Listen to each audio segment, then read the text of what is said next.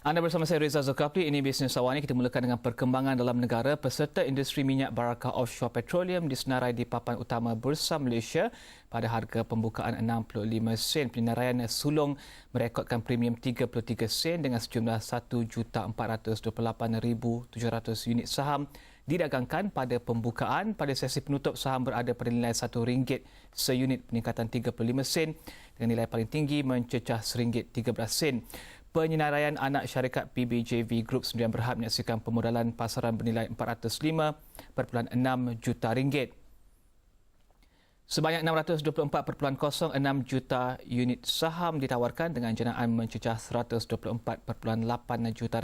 Barakah kini terlibat dalam aktiviti hiliran dan huluan minyak dan gas dengan nilai buku tempahan projek mencecah RM6 bilion.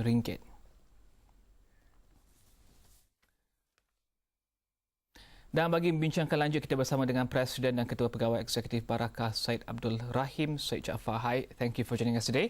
Now, first of all, let's talk about the listing. We've seen quite a positive response to the shares. What do you make of that? And what do you make of the oil and gas industry or sector in Malaysia so far? Okay, we're very excited, basically, post-listing, the result that we have seen this morning. To us in Barakah, we see it as a very positive testament in regards to investor confidence. And at this point in time, personally, I feel that the oil and gas sector, especially in the upstream business, is quite bullish. And we are very confident of future prospects moving ahead. And at the same time also, in a way, we will let the investment circle decide what is the fair price value of our shares in future. Okay, you have an order book of about RM6 billion. 6 billion ringgit. And you're aiming to secure between 500 to 600 million ringgit worth of contracts yearly. And how would you support this securement of to secure the contract? Okay, to start with, our order book at this point in time still stands about 755 million ringgit, our current order book. The bid book basically encompasses various projects within Malaysian shores and also overseas. Because rather than just remaining to be just a local player, though most of the business prospects we are engaging at this point in time is within Malaysian waters, we are very optimistic about our prospect. In fact, we have made some inroads in areas like in Saudi Arabia, in Vietnam, and in Indonesia. So we are very confident that the current bid book that we're looking at, amounting to close to 6.2 billion, would support our future prospects very positively in our earnings going ahead. And the proceeds from this IPO would actually go into... Most definitely, yes. You talk about earnings from the proceeds from the listing amounting to about 126 million. We will concentrate more in building up our capacity. We are talking about also spending the earnings through generating, perhaps replacing some of our aging equipments.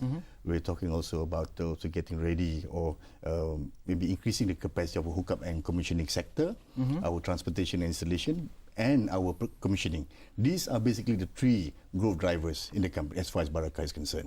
What kind of capex are you looking at for the years to come? Okay, in the midterm, basically, if you talk about midterm, rather than talk about capex, if you talk about just capex alone, we have spent a substantial 300 million for our prime asset, which is the accommodation pipeline barge called Kota Laksmana 101. Okay. And we believe that it is contingent upon us to sweat the asset as much as possible.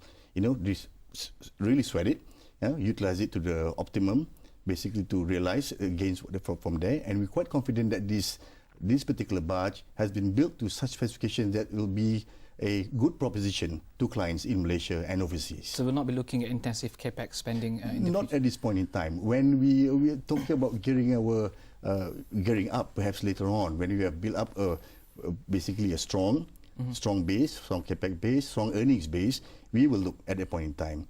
So we're talking about prudent spending, but at the same time looking into various opportunities available in the oil and gas sector. You've mentioned the expansion to Saudi Arabia and also other countries, not only Malaysia, right? And how big will the overseas portion contribute to the earnings of Barakah?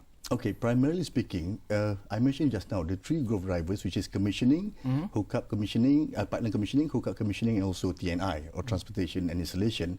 At this point in time, for financial year 12 and going ahead, we're looking at reversing the pie to such an extent that our growth drivers will be driving more, 70%, from the hookup commissioning sector and the TNI sector. Pipeline commissioning will contribute to a certain extent as we move ahead, only about 30% of gross earnings for the company.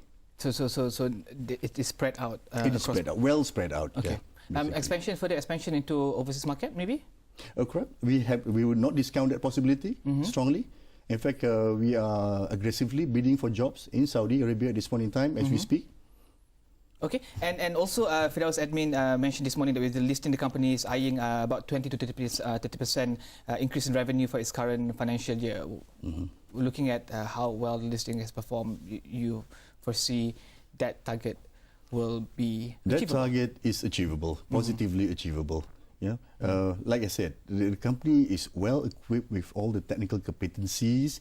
It has a very committed staff and committed management in place. You know, I mean, from humble beginnings as it is now today, you can see that the company has grown organically, and we tend to put in place a very strong strategy to tap as much as possible in the oil and gas upstream sector.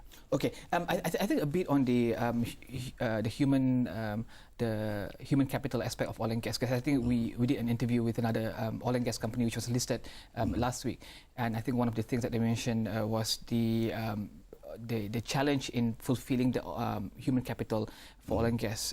What do you make of that? Is that a serious problem? Because I think we're looking at huge expansion of oil and gas companies, projects, oil and gas projects.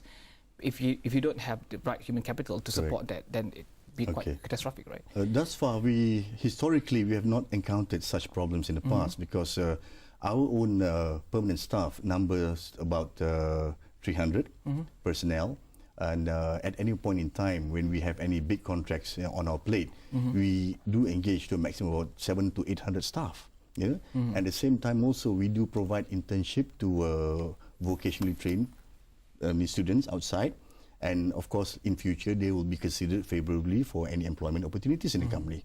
So we do work in sync with the proposition to grow the company organically. At the same time, train new talents in order to to take up whatever challenges here. Is it easier to manage human capital when it comes to, for a smaller to mid-sized company compared to a huge company in that sense? I believe so. But the advent of availability of technical personnel in the market is quite available to such an extent. Like I said, if the carrot is correct, the price is right, I think we would be able to offer a very good package in order to engage this kind of technical personnel on board. Thank you very much, Syed Abdul Hamid Syed Jaafar, Ketua Pegawai Eksekutif Barakah dan juga Presiden Barakah, membincangkan tentang penyenaraian Barakah di Bursa Malaysia dan juga plan Barakah untuk bergerak ke hadapan. Dan kita akan berhenti berehat seketika, kembali selepas ini.